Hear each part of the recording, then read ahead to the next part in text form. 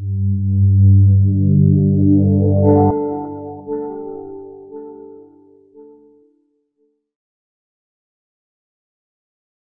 everyone. Thank you for joining us for the EBI Women in STEM seminar series.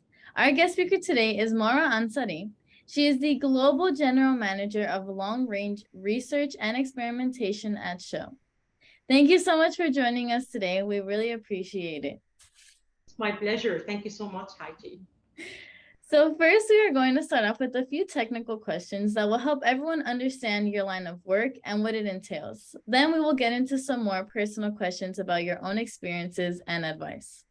So first, what does a Global General Manager of Long-Range Research and Experimentation at Shell do, and what does the work entail? Thank you so much, first of all, to API for inviting me to such amazing seminar series. It's my pleasure to be with you today. So what is really my role? My role is I have a global team across the world. We're looking for new technologies for the future, which is disruptive in the area of decarbonization.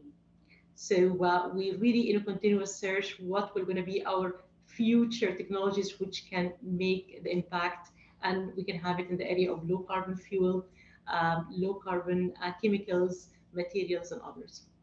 Perfect. And have you been working on the same project for your entire time with Shell, or has it been a lot of similar projects with similar goals?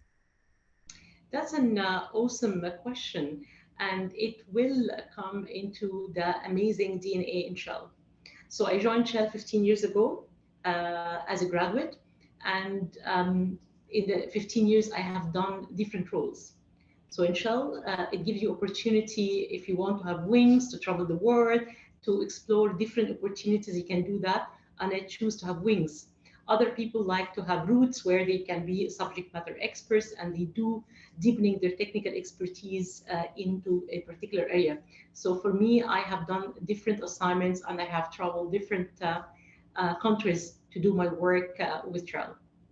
Perfect. And how would you say you took your degrees in engineering and decided on a career path in industry? What is the process like and what has it been for you personally? Oh my gosh. I said like it was very challenging, but very rewarding.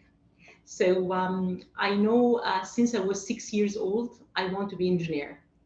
And even I created a fictitious TV program where I actually imagine I have audience and I start getting like waste material, which I never call it waste, I call it resource in disguise or stranded resources, to do something with it, to create things, to innovate things. So this is what I wanted to do.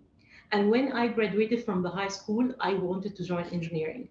But my family was not supporting this idea because they think I'm talented and a career in engineering is not suitable for women. I am actually the only daughter within two brothers, but also I was grown up among nine brothers and cousins, same similar age limit. So they always look at me, no, you could be a medical doctor or you can be a journalist, but engineering can never be suitable for women and you can never actually succeed. So I actually joined the medical school in the beginning and I really did not like it. And I told my family I'm going to be joining the American University in Cairo, which is a liberal art, and I'm going to be joining journalism. And for the first 2 years, I actually taken all the course of engineering. So in secret, I was studying engineering. And my family, every time they see me, like, why you're carrying like math and physics books and later a T square for design. We used to use T squares at that time. They said, like, why are you doing that? I said, yeah, I'm going to be a scientific journalist. Mhm. But after 2 years, I was determined I'm gonna, like enter and I will declare engineering, and war started declaring against me. So my family said, no, you're not going to be doing that. And after a lot of interesting negotiation, I promised them, if you let me join engineering, I will become a doctor.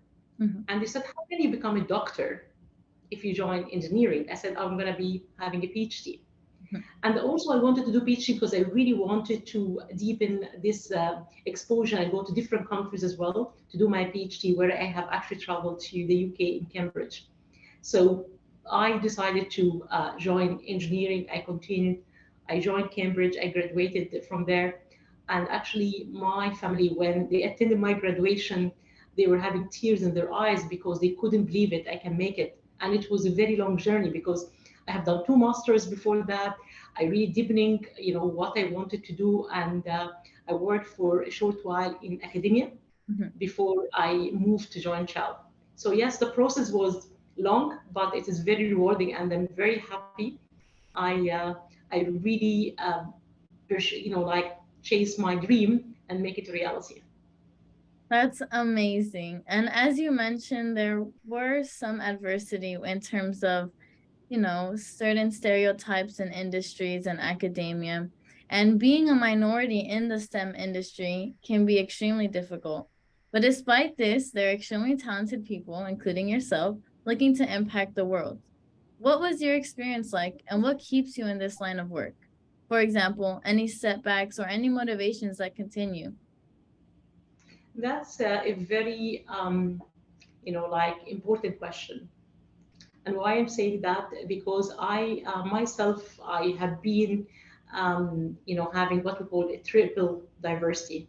So it's not just a woman in engineering, but also my ethnicity and my background has put me in what we call it like a triple diversity. And for me, I have seen like people start putting labels, you know, every time you start wanted to, do something. And I always find it very motivating for me, because not because I want to prove people are wrong or are right. It's just because I find it like, yeah, I'm up to the challenge. So they think I cannot do it, but let's try. Let's give it a try. What worse can happen? Uh, the worst can happen. I will fail, and it's learning. So that's amazing. Mhm. Or I will succeed, and I'm going to move forward and learn, and that's actually amazing. So I really was thick skin, and every time people were telling me like you cannot do this, and I really put my effort. And just because I am a curious person, I like to explore, I like to take risks, I like to have wings. So I enjoyed the journey of people saying to me, you cannot do it.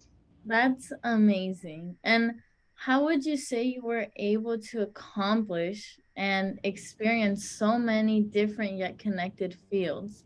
Was it overwhelming? Did you have to actively seek out many opportunities, or did it just come naturally to you? Personally, I'm a very curious person. I like to learn. So like for me, I always in a continuous search to discover and rediscover myself, and I would like to go to new fields which I don't know anything about it. And I think it's very fitting the profile of being a researcher or scientist, because this is what we like to do: search, research, research. So I really was a continuous way of seeing like what other things I would like to know about, and how can I prove to the new line manager I have a lot of transferable skills, and this can help me to get this role and execute it with a different perspective. Because if you are doing the thing for a long time, that's amazing. You gain a deep technical expertise, but if you are doing it for the first time, you can get a lot of new perspectives. So I think this can be complementing, to have diversity in the team. And I was always the person who liked to get this kind of a different perspective to the team and complement with the deep expertise of the team. So sometimes it was overwhelming, and sometimes we have to acknowledge we are not superhumans. Mhm. Sometimes we're going to be okay, and sometimes we're not going to be okay. And it is okay not to be okay. So it will be ups and downs, but the most important thing is don't stay so much downs. Try to see what motivates you, what can get you up, so that you can have stamina and resilience to move. So for me, I really seeked a lot of diverse, what we call it in Shell, broadening assignment to do in a different field. So one time in my life, I do research and experimentation in lab and do like the patent and everything around it. So other time I will be like developing a new project with the World Bank, where I can do the impact assessment, how the social environment or health impact assessment, work with export credit agencies like the government of the USA, and also Japan and South Korea. Other assignment, I will be looking into, leading technology. So really, I have to start like looking at from a country perspective what technology needed for our assets. Other role, which is my last role before this one, I was the country manager for Australia for carbon and environment. So I looked after all our assets from upstream to LNG to renewables to carbon capture and storage to gas, plants to nature-based solution, solar farms, you just name it. So it was amazing. So, and these things I've never done. Right now, I am back to technology, but I'm looking from a strategic point of view and partnering with, amazing partners like API. And what do you see as the pros and the cons of industry over academia, or vice versa? I will actually rephrase the question because I don't think it's a pros and cons. It is not this versus this. I think academia and industry, they are complementing each other. And for me, I always didn't look to, because I work in academia, I work in industry, so I have been exposed and might be also in the future, I go back to academia. So for me, I always look at it as an opportunity, and everyone is taking a part and we're complementing each other. And we really have to see like how we can learn from each other, how can we strengthen, our knowledge gap so that we can come together and make an impact. So for me, wherever I have done any role, for me it was about impact.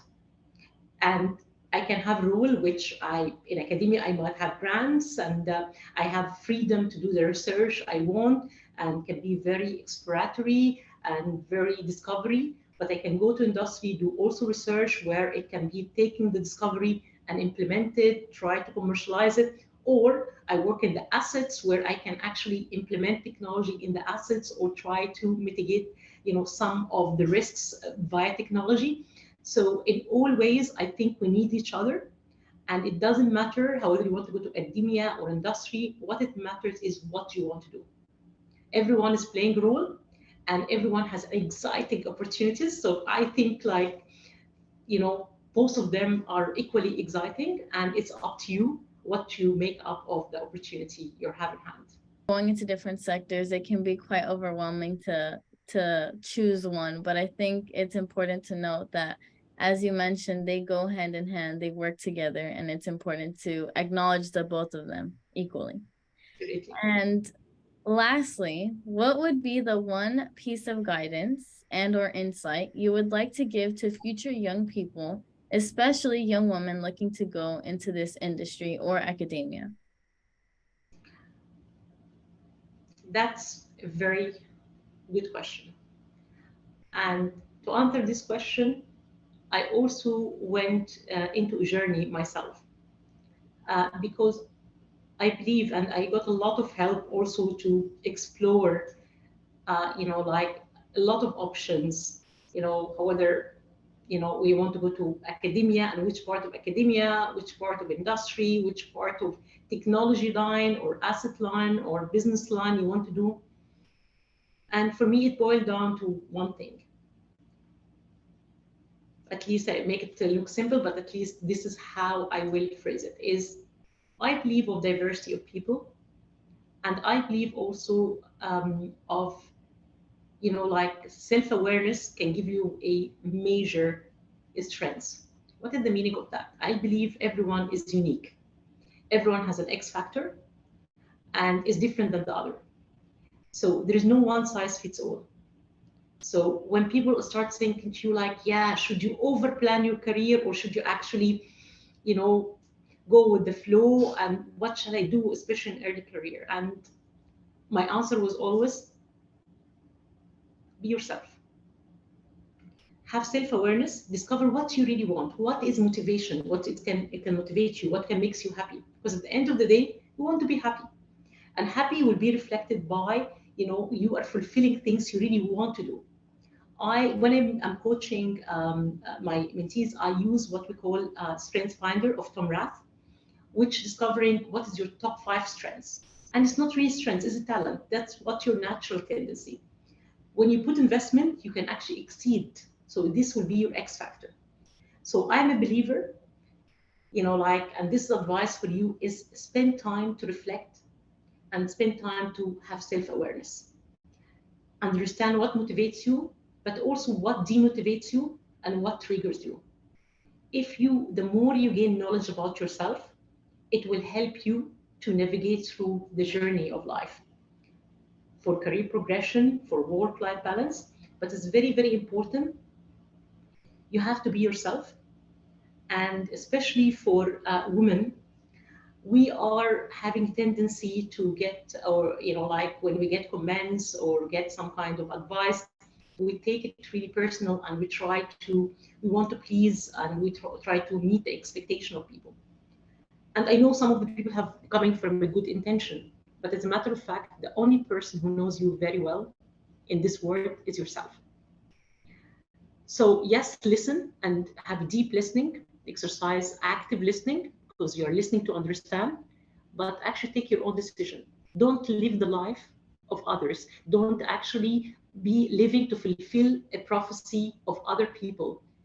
Understand yourself, because you can unleash your X factor by being yourself. So spend time in self-awareness, reflection, but also live your own life. Don't live the life of others. They expect you to be doctor, like my family, so I have to be doctor. So, yes, I can be a doctor, but in the field I want to do. So be also honest with yourself and fulfill your dreams by really believing and have a faith in yourself and your capability. I hope this makes sense. It does. And I just want to personally thank you so much for this conversation.